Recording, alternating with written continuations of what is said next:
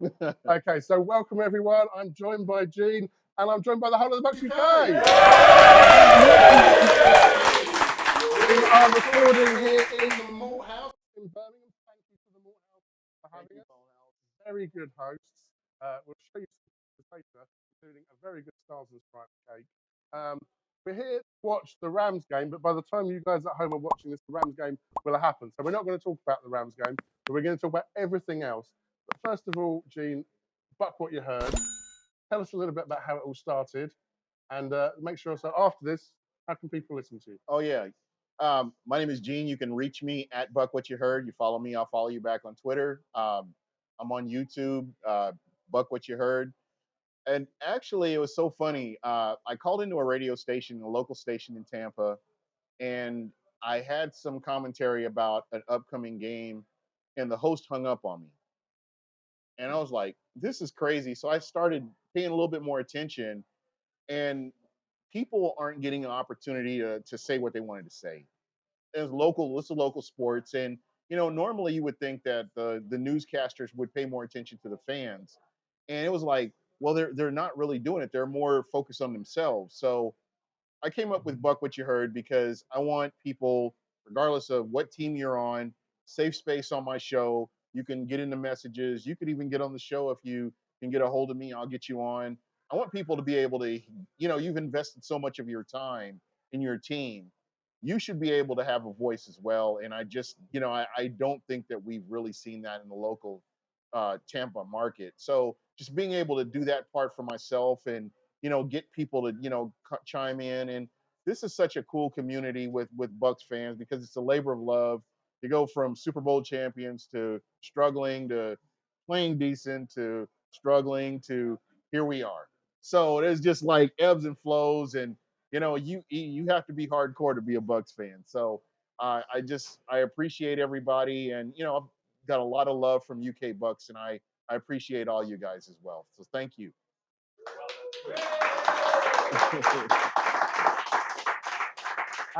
And it's obviously fantastic to have you. We know we're going to be meeting up in Munich next week. What made you make a detour to the UK first? Well, there was a wedding, but me and my wife Rachel, we've always done trips, and because our daughter is here in Birmingham, she right soil, we've been able to make this a destination every year to at least come and see her. With COVID, I know that was a problem, but we're back in business, and you'll probably see us here next year. So again, I feel like part of your family. I feel like you guys are part of my family as well. I always get somebody from the UK that chimes in the chat when I'm live, and I appreciate you guys. I appreciate your insight, and you guys have such I like your thought process on the game itself. It's not so much emotional, it's more this is what's going on. And I've noticed as I've gotten more into UK or European football or however you want to go football, it's more of this is what's going on. It's not so much emotional, but it makes sense. So I really appreciate your insight on a lot of things that you've commented on as well. And so you landed yesterday? Yeah. So unfortunately, you're going to have the reverse of us. So this is us watching a game at 9:25 at night. And for you, it's unfortunately still going to be an afternoon game. I'm kind of synced in right now. I just I feel good. I'm gonna go home, go to sleep, and this is late for me. So it's because the time again, change. thank you to the Malt House. Well, I only need to mention 2 words: lock in. And we're good to go. Normally our socials are around the 6 p.m. games. So we've got the Bucs UK audience here live, and we have some questions for you. If not, I'll keep asking questions.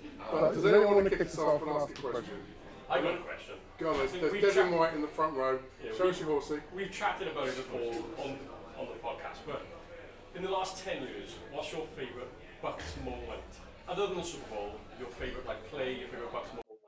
My favorite Bucs moment, and it used to be there was one, but recently I would have to say Ndamukong Suh when he threw Aaron Rodgers to the ground, and the look on Aaron Rodgers, because I hate Aaron Rodgers.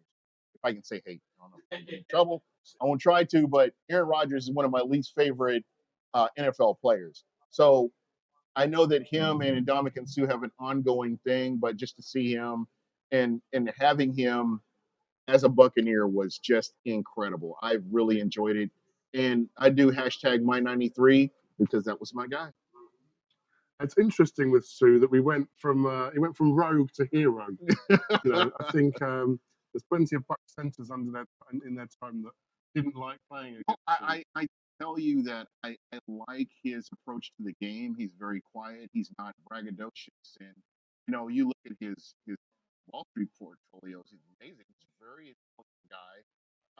I think he just got a bad rap because of how he played. To be honest, when you go back in Detroit, you look at him in Miami, you look at him with the Rams, and you look at him with the Bucs. He's been very consistent about how he played, and I've been very happy that the Bucs were able to get him. Shout out to Jason Light, appreciate him. I guess the golden question is, should Sue be a Buccaneer now? He should have been. I would have re-signed him in a heartbeat. I really believe. Do you agree? Yeah. I believe there are things called intangibles, and I think that Ndamukong Suh has intangibles, especially where the locker room is concerned. I feel like something's missed along that line with him not being there. And it's not something as far as physical talent, but I think it's more of a checkup from the neck up thing. And I believe that Ndamukong Suh is a missing piece on this defensive line. The other thing, Gene, he turns up every week and plays. 100%. Where there's been a good key Iron Man. race, you haven't seen him all season. Yeah, Iron Man. And I would have paid the money. I would have paid the money to keep Suh over Hicks. And I know that's probably a hot take, but it's my personal opinion. We just the best ability is availability, and Hicks has not been available. So again, I can't really speak on it. Okay, so anyone with the next question for Gene? Go on then, Tom. Season starting quarterback already on the roster. No. Good question. No. Good question, Don. I trust in Jason Light, and when you look at the level of talent that you have, such a steep drop off from Tom Brady to number 2, number 3, whoever. There's such a steep drop off. You have to go out and check the free agent market. Uh, Between now and then, it's hard to say who's going to become available. But I will say this: I believe that our quarterback or the Buccaneers quarterback next year not on his team yet. Having said that, we don't know who's going to be on the market. Mhm. So if you did have to choose between, say, Gabbert or Trask or someone else, who would you roll the dice with? Begrudgingly, I'd have to go with Blaine Gabbert. Yeah. I'm not a huge fan. I've never been a fan. I thought he was drafted too high, personally. But the fact that he's here, he knows the system. I think that you plug and play. I think the good thing about him is he doesn't make a lot of mistakes. So turnovers is not an issue. And that's the one thing after what we've suffered with Jameis Winston, trying to put the game on his shoulder game after game after game, and that's just in his DNA. You don't want to go back to that. You want somebody who can manage the game, who can give you an opportunity to win in the fourth quarter, late in the game, somebody who can go out and move the ball down the field methodically. And I don't know. I just don't think Kyle Trask is there yet. We've seen him have a couple of plays, and this is no knock on him. I think he may improve a little bit more, but just from what I've seen right now, I just think that we're going to be checking the free agent market. I think the Jason Light will be looking to see who's available. Lamar Jackson, we've seen what Lamar Jackson can do. I know a lot of people don't like him, but I like that he's consistent. He can throw the ball down the field, and he doesn't make a lot of mistakes. So he's definitely somebody that you keep in mind. And keep in mind this too, just so I say keep in mind, but he doesn't have the weapons that Tom Brady has here in Tampa. You have a Chris Godwin, you have a Mike Evans, you've got a Kate Otten, you've got some of your other tools that you have here that you're able to use. I think you get the right coaching staff and you get a good quarterback and you're good to go. This all presupposes no Brady next year then. I'm really not believing that Brady will be here next year. I think Miami maybe. I don't know, but I guess the way that Tua's playing right now, even that's up in the air. Loaded. Yes, absolutely. But I think What scares me and Adam were talking about this earlier, weren't we? Like, some of us though, next week in Munich is going to be our first and probably our only chance to see Brady play as a Buccaneer though. Yeah. Oh, don't jinx it! Don't jinx it!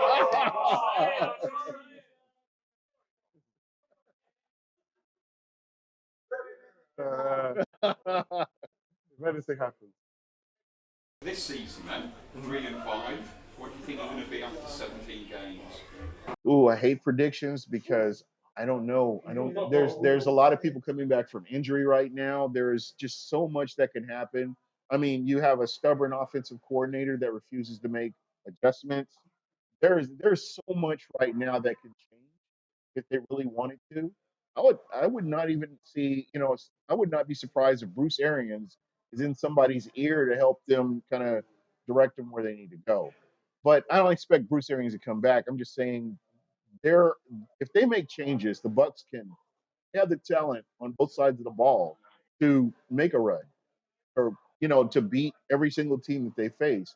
I've said this from the beginning of the season, and I'll continue to say this: the Tampa Bay Buccaneers can win every single game on the schedule, but they just haven't done it.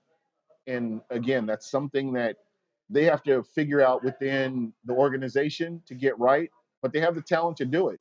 Regardless of the injuries they've seen outside of the offensive line, I'm serious. I believe that they have enough talent on this team to do well.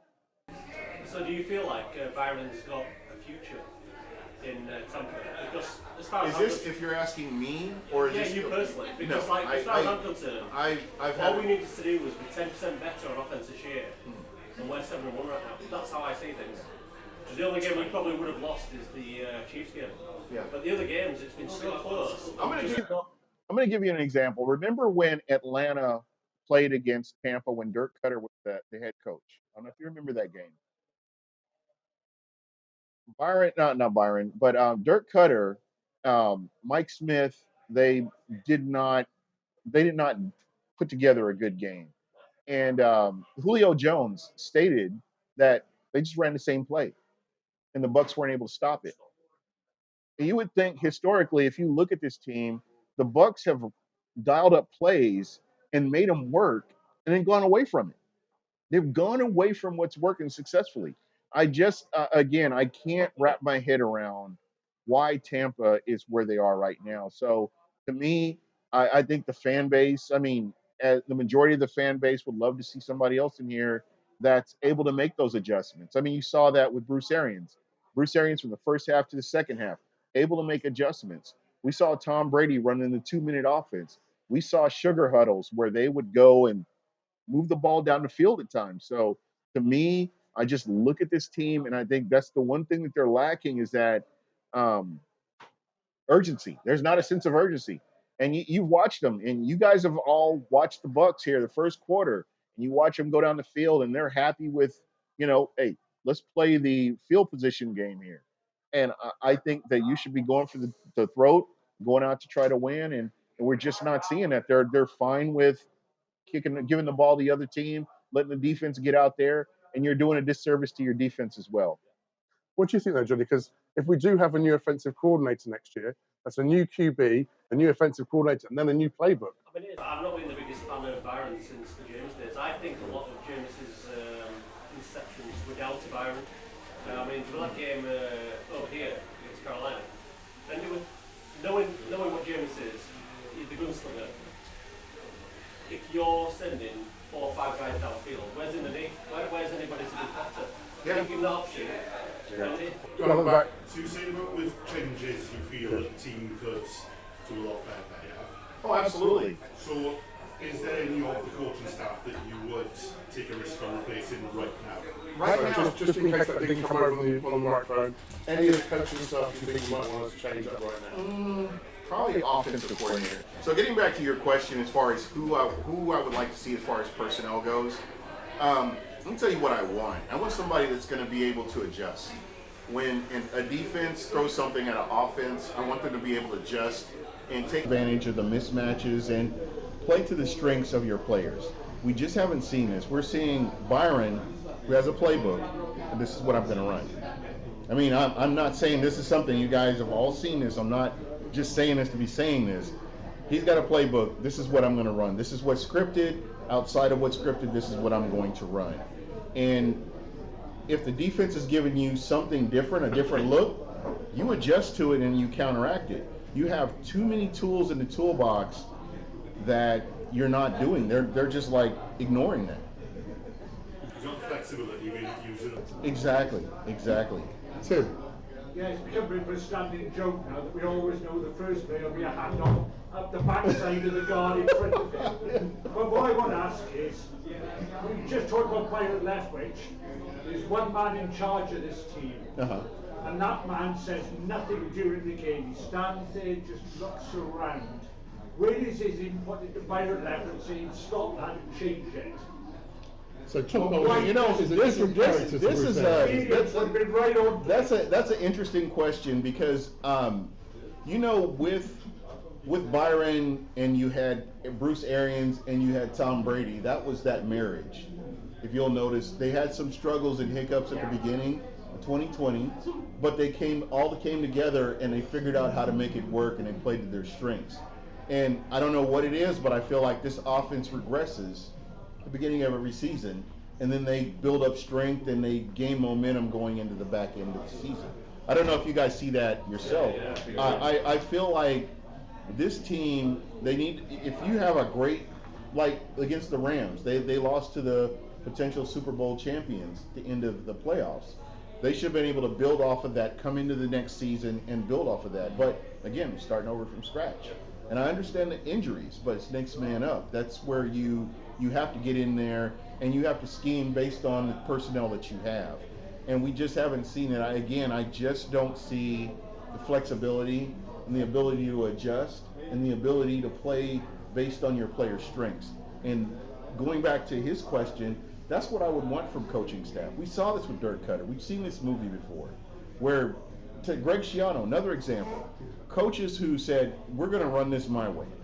We're not going to make any adjustments. I think Bruce Arians may be the only coach that I can think of going back to Tony Dungy that was like, hey, we need to make some adjustments here. We need to fix this. We need to change this. And they went in and did it, and it worked. They were able to execute it. But honestly, I'm looking at this team right now, scratching my head, based on the level of talent that we have. You've got healthy Mike Evans, Chris Godwin coming back from injury, he's playing well. Russell Gage, when you can get him in and out. You've got players like Scotty Miller that you should be utilizing. Rashad White, a guy who I feel like is totally underutilized. And again, they're based everything on the plays that they have dialed up. They're not looking at the defense and saying, you know what, I'm seeing weaknesses here, let's exploit these weaknesses. They're not taking advantage of what the defense is giving them. So again, I don't want to say I'm giving up, but I just don't see anything changing until those guys are out. Bowles tells him to change it, and Todd Bowles won't do anything. Yeah. So that's his press conferences, everything, and emotional. Yeah. But actually, how much of this is down to the offensive line, which is unrecognisable from what it was last year? I would have to say you still have a Tom Brady who can get the ball out quickly.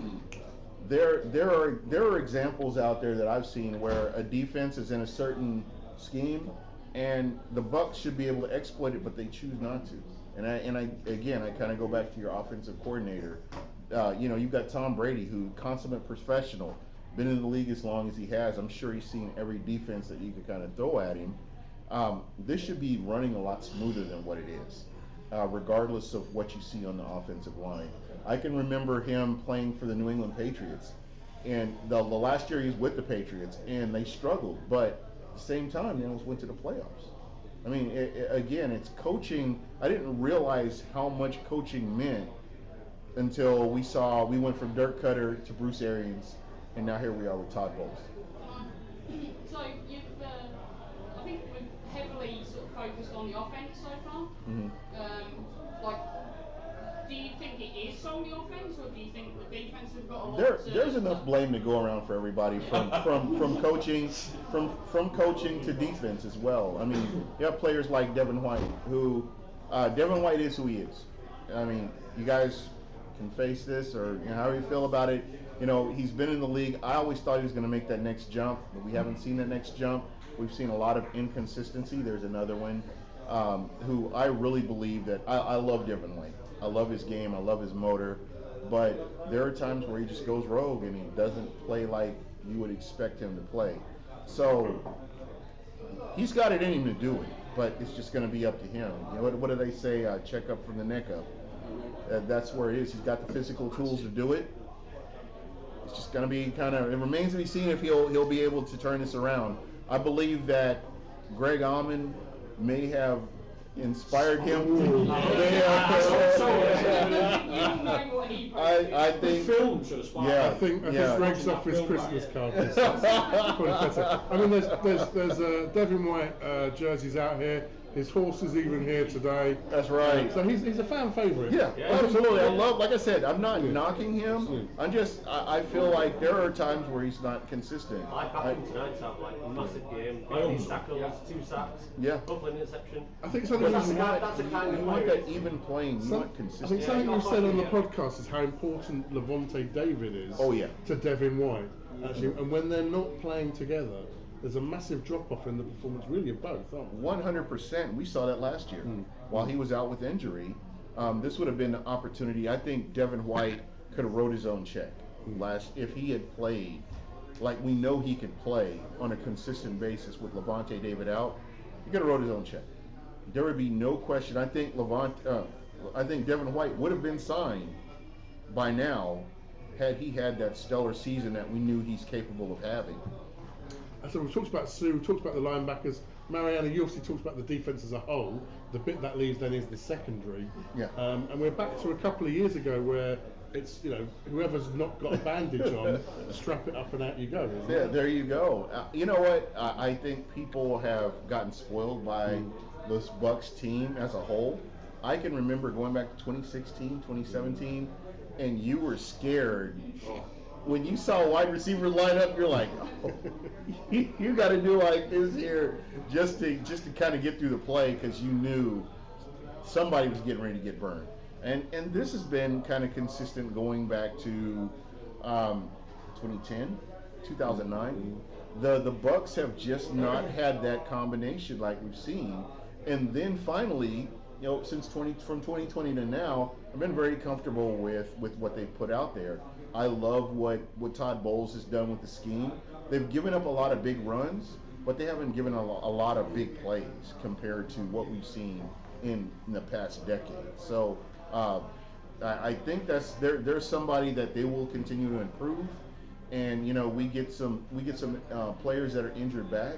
Antoine Winfield Jr., one of my favorite players on this team, getting somebody like him back, he is that quarterback on the defensive side of the ball. So again, once they're healthy, I love the secondary. I'm good with the secondary. What do you think's going on with JTS?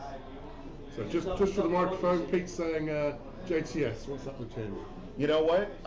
Again, you got to consider this.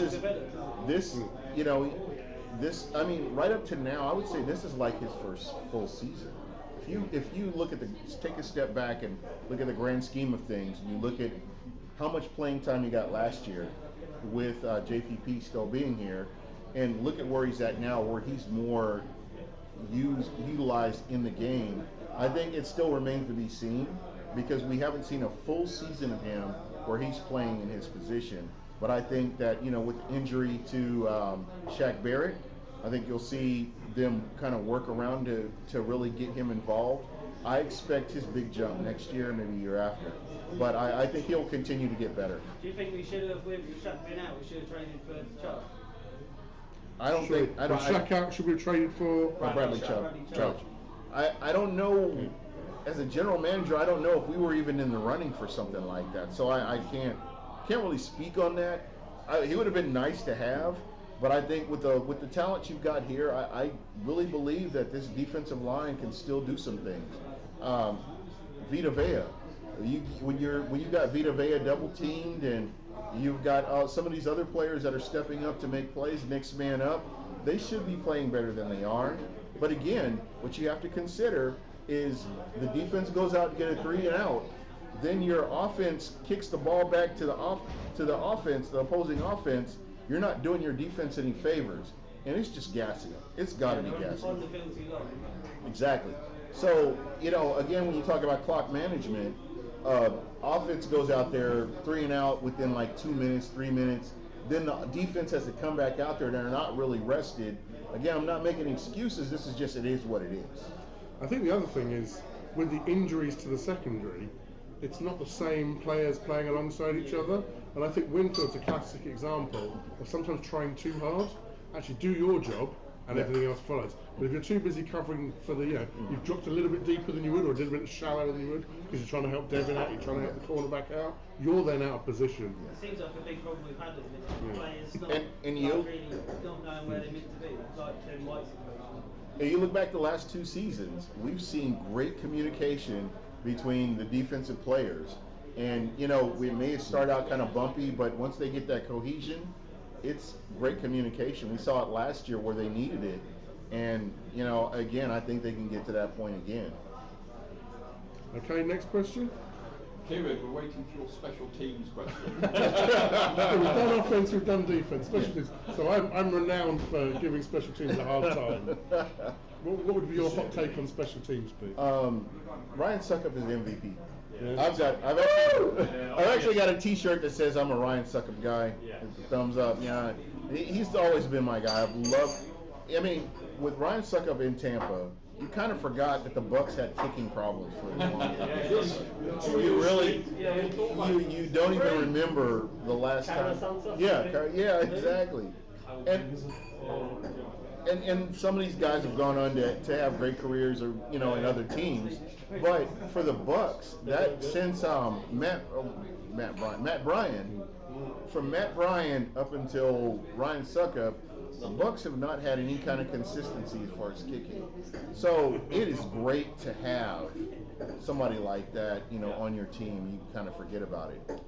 So he's the vet. What about Kamada, the rookie? I'm happy with him. I love the hang time. If you'll notice when he's kicking the ball, it's not like Pinion was, where it's more of a straight trajectory. It's more of it's up. And this guy, when the ball's up in the air, I've done kick returns a couple of times, and number one, you're thinking about, okay, who's coming? And number two, you're thinking about what kind of protection do I have? Number three, you're thinking about where's that ball? So when you've got the ball in the air that long, it gives you more time to overthink. And if you'll notice, when he's getting his kicks in, he's got time and he's not pressured. He's getting those kicks in, and those guys aren't doing a whole lot. And for him being a rookie, I am happy with what he's done so far. I think that here's another guy that will make the jump again as going into next season. If anything, sometimes he's been out kicking the coverage, hasn't he? Yeah, absolutely. Yeah. Absolutely. It's more our return game that's the issue than the actual punt. It's our The return game. Yeah. But that's been. Yeah. What are we going back to? Michael Spurlock, or somebody like that, where they just the Bucs. The Bucs have not done well historically as far as kick returners. Yeah. Which can't get any coverage. Generally, as soon as they catch it, it's just there's no space. They're on him before he just. It feels that way, but I think in the modern NFL, punt returns aren't exciting anymore, and kick returns aren't exciting anymore. And I think we've all been on Darden's back, haven't we? Yeah. But I think I haven't looked at it since, but when I looked at it a couple of weeks ago, he was something like 5th in the NFL for average punt return, which was something shocking, like 7 yards. Darden always manages to beat the first man, which is the guy who likes it.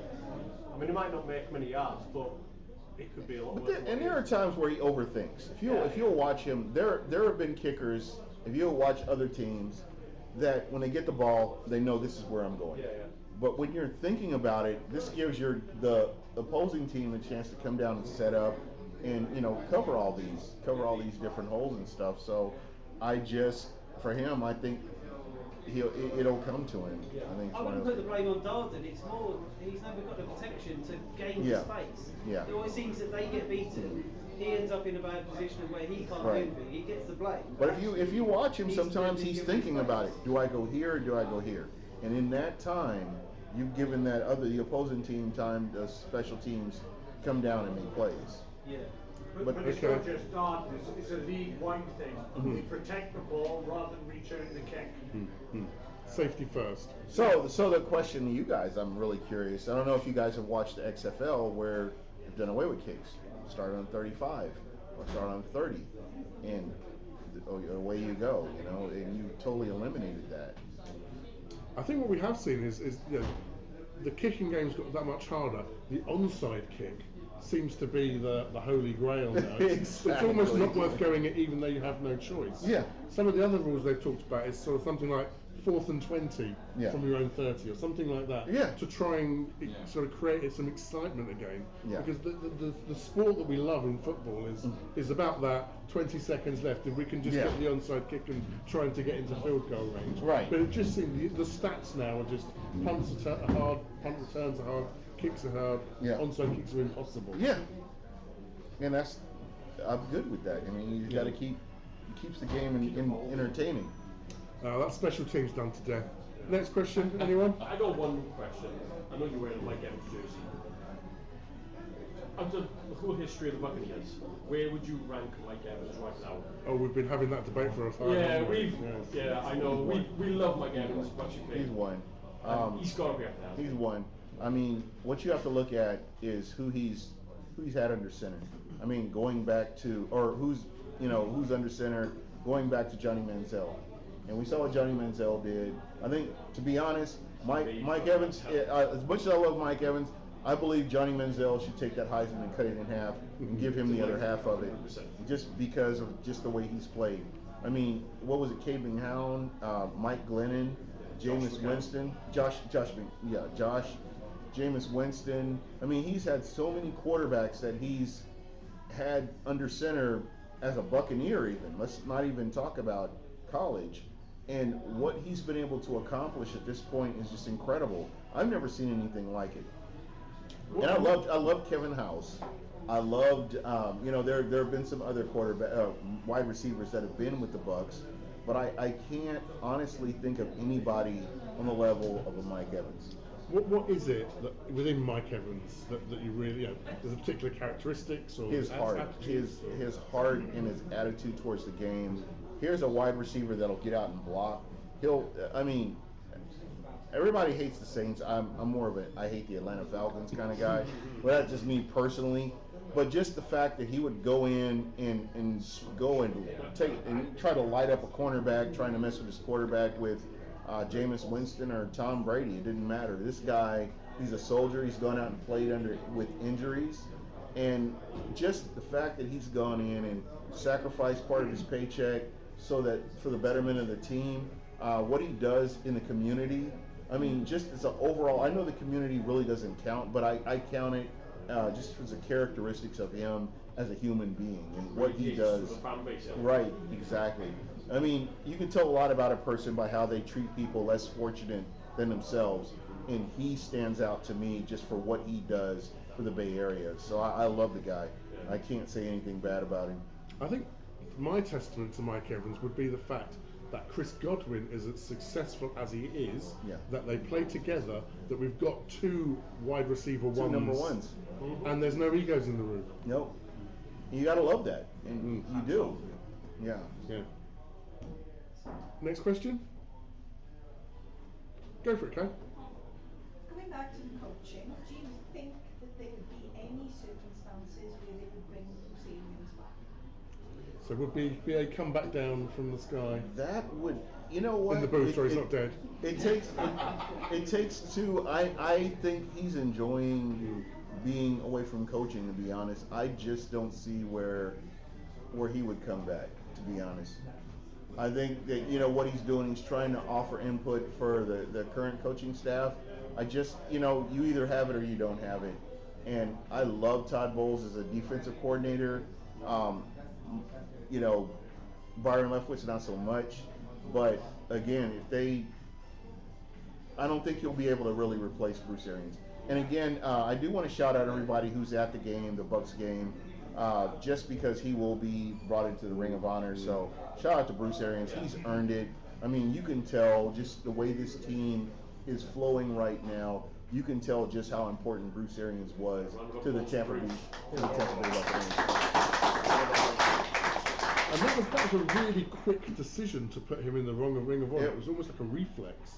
You know what? They had to. I don't see any reason why you wouldn't have. I mean, what he's done and what Tony Dungy has done. I understand a lot of people liked John Gruden. I was not personally, historically, I was not a fan. I feel like he knew the other team's tendencies, and it kind of worked to his advantage. But I do believe what Tony Dungy did when he came into Tampa and took a team that was doing bad, turned them around, turned the community around, got everybody's buy-in. We saw the same thing with Bruce Arians, where this team was doing bad with multiple bad coaches, bad draft picks, and poor draft picks, and they turned this all around and put a team together that turns around and wins the Super Bowl. I mean, that speaks volumes about his character and who he is. So he's definitely deserving of being in the Ring of Honor, in my opinion. Okay, next question. I've got one. Go on, Phil. If you could take one player from another team and swap him with a player on our roster to improve our roster for the season, is he, easy to take Fournette out and put McCaffrey or whatever. We've still got our problems. I'm not advocating it. I'm not advocating it. Fournette's staying. Who would you swap? Who would I swap? Ooh, that's a good question. I would say past or present, or just now? Just now. Current players. Current players. Can't go get Thurman Thomas or You make one trade in the league. I would probably say Aaron Donald. I think we're going to see that later, aren't we? I think Aaron Donald and Vita Vea would be ridiculous. The fact that you can have a defensive player even in the conversation for MVP in the modern NFL tells you how good Aaron Donald is. And consistency as well. Yeah, 100%. Yeah. Okay, who was yours be? Oh, it'd be someone like I think I'd improve our O-line, so someone like Martin at the Cowboys, guard, like you can plug in there. Not sexy, but probably useful. Exactly, yeah, I think we're struggling. Shot culture? Yeah. Okay. I just think that, just with his presence on that defensive line, it would just be scary. And who do you double team? You got to pick your poison. I think JTS would benefit from it. Carl Nassib, some of your other players would benefit from a player like Aaron Donald on this team. We'll take care of him easy tonight, right? Yeah. Oh, easy. The game's already happened, remember? It was a great game. It was a great game. Go Bucs. Shut out! Next question. I think tonight we focused on the how to improve the Bucs. What would be the one positive you've taken from this season? So the one so positive. It's not all bad. What I like the rookies. I like the rookies on this team. I like there have been several players that I feel like that do have a future with the Tampa Bay Buccaneers. I love some of the players, and the players that have been able to stay healthy and on the field. It's definitely Rashad White is a guy I really look forward to seeing next year. Jake Camarda, I look to see him improve next year. Just different players that the Bucs have drafted or brought in that are on a longer term kind of deal, being able to come in and contribute next year, because next year's going to be a challenge. It'll be really interesting. What do you think our biggest draft pick at the moment would be? Position. As in, so the best draft pick the Bucs have done recently? No, next. So what position would you be drafting in the first round next year? Offensive line. I would be building in the trenches. I would always stay in the trenches, just like the Ravens. Ravens always consistently stayed in the trenches, whether offensive line or defensive line. That would be my mindset. Because if you go back to 2003, the Bucs have been horrible. So we're still looking to replace Malt House? I'm going to go up to Jason Light. From Jason, no, I wouldn't even include him. I would say from Mark Dominic going back to Bruce Allen, the Bucs were horrible with both sides of the trenches. It just they didn't get it, and they didn't really have a direction, so it didn't work.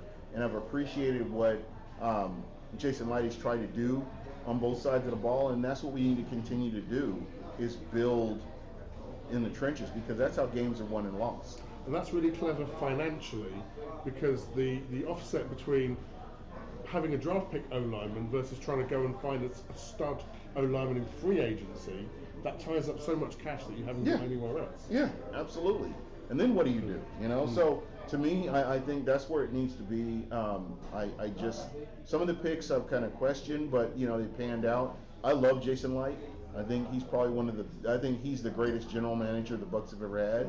I was a huge Rich McKay fan, but when you compare bodies of work, yeah, I know that he brought in a whole bunch of Hall of Famers and they won a Super Bowl, but you look at the salary cap hell that he left the Buccaneers in versus you have Jason Light who goes out and wins a Super Bowl, then turns around and brings everybody back, and then turns around the next season and he's bringing in players that can consistently assist.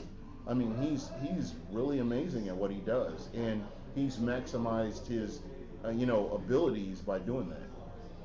But we're going to have to pay for that next year, right? We've got a lot of dead cap next year, so is that not just the same situation? I don't think it's that bad. The cap goes up, you roll it forwards. It's the never never, isn't it? Yeah, but they're not the Northern Saints. This isn't Mickey Lomas. I think that they will be in a position to make some good moves next year.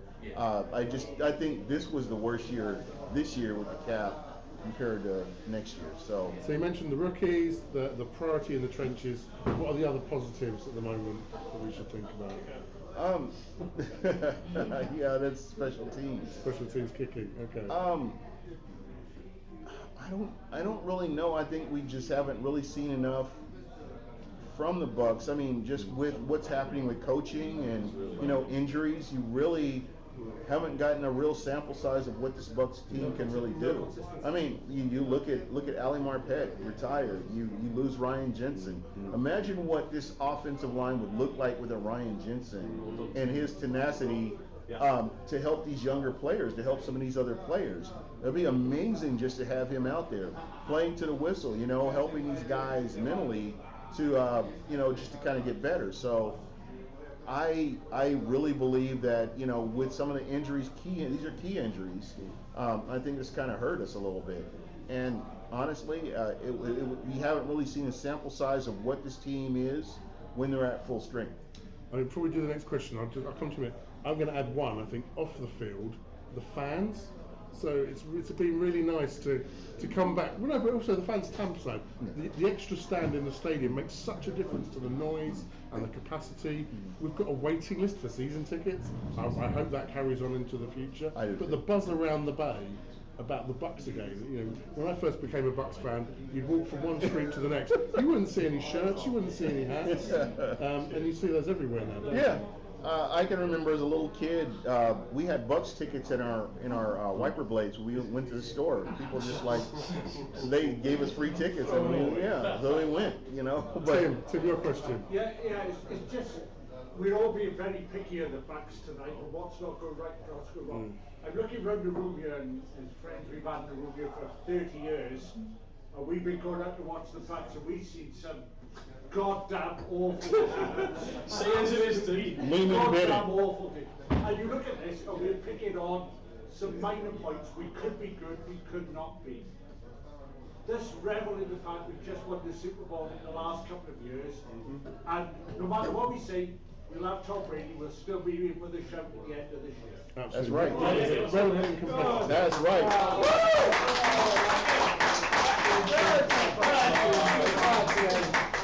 Lee, you got a question? Yeah, got one. We've all read that obviously Giselle's trying to seek custody of Gronk. Genuine question, if we get to around week 11 or 12, what do you think? Is there any opportunity? So do we think Gronk might ever make a comeback? I think it could happen. I mean, I didn't think Tom Brady was coming back. Well, that's what, yeah. Exactly. Yeah, so, you just don't know. I would love to see this team turn things around and find their winning ways again. You never know. That definitely could happen. I keep hearing Odell Beckham Jr. I mean, just the fact that, but I think it comes back to play calling. I think putting your best players in the position to win and do well. So, I don't know. Okay, we've got time for a couple more questions, and then we'll talk a bit about Munich. Do you think Ali will come out of retirement instead? I think Ali's loving his time away from football. I think he is. We need him. I think with the head injury like what he suffered, I don't see him coming back. But it's nice that he's still been around the team. He's not. Yeah. He still wants to be part of the team. You can tell that. So, do you guys think that Mike Evans will get 1,000 yards this year? Yeah. Yeah, they're going to feed Mike Evans, are they? Yeah. Well, I mean, he's over 600 right now, so. I think you're writing off what writing off what Tom Brady can do. I really do. I don't. This guy's a fighter. He's amazing. He's a fighter, and I think, yeah, okay, we are what we are now, but I think they'll come back and I think they'll make the playoffs. I do. Yeah. I honestly do. Come on. How many teams have you seen go, like the Eagles, go galloping off to 8-0 and they just make the playoffs? Yeah. And how many more teams have just won the Super Bowl in the wild card? We all finish yet. Is that your question? Near Tim, come on guys, Tim. Let's just go back to Mike Evans and the 1,000 yards. What's your opinion on how the record stands now the game has gone to 17 games? So the changes, with the change. Does it change it in your mind? Not at all. Not at all. Fine, because I agree. I think that and this is my thinking here. Mike Evans has no say-so in how the games change. This is the competition committee. This is the commissioner. This has nothing to do with him. All he has to do is go out there and play. And anybody that says differently, then I think you're foolish. Very One thing you foolish. got to remember, last year, he snuck in on the 17th game, but he spent the first half of the season injured on one leg. So he still managed to do it. Yeah. Spending half the season injured. Again, and you look at what he's accomplished with the subpar quarterbacks that he's had through the majority of his career, and he's where he is. Yeah. Okay, so let's move on now. Talking, you're over here. There's something about a wedding, but mainly it's about the Bucs in Munich, obviously. International series games. Now, obviously, you've got a partisan crowd here. We know. We quite like it when the Bucs come over to see us, but we know that means a game lost for the fans back at Tampa. Is the international series a distraction or a necessity? Is it good? Is it bad? You know what? I was in Edinburgh about 2016, and I had Bucs jersey on, and this guy comes up to me we're on the bus. We're going over to the castle, and we start talking about football. And to me, that means a lot. That people have embraced the NFL the way they have, and there are a lot of people that you wouldn't think, but they are. They're just all over the place, all over the world that are embracing it. And I like the fact that this exposure, it does come here. When you consider the 17 games, I don't see a problem. They've added the other games, so you got a game in Europe. I'm good with that. I really don't see an issue with it. So to me, I'm happy that more people will be exposed to the Tampa Bay Buccaneers. I think we have the coolest jerseys, coolest logo. I can't think of another team in the NFL. I mean, the Raiders. Really? That stupid logo they've got. I mean, when you look at this, you got pirates. We're pirates. I mean, come on. We got a pirate ship in the stadium that shoots a cannon. Nobody comes close to this. But anyway, just this really is exciting to be there. First time in history that the Bucs are playing in Germany. The NFL is in Germany, not NFL Europe, but a professional football game. And this is exciting to me, just being a part of that, and being able to be around some of you guys too. And I better see you guys too. You better come and say, hey. So obviously we're hoping for a victory on the field in Germany, but for the Bucs and for the NFL, what do you think a victory off the field looks like in Germany? I think this is exposure to the NFL and the speed of the game, and just how things are played. Because I love rugby, but I still love the NFL. I love the scheming. I play chess, so I love the chess match between an offensive coordinator and a defensive coordinator. Love execution. It's just a lot of fun. So I think the dog loves it too. Yes. I don't know if you can hear me. The $4,000 question is, everybody will say, it comes up every time there's a game in Europe. When is an NFL franchise in your opinion going to be situated in? So I guess firstly is, and then I guess when. Would Europe get NFL franchise singular or plural? Yes. I can see the Jacksonville Jags coming over here. Shahid Khan, he's got ties to London. I could see a team in London.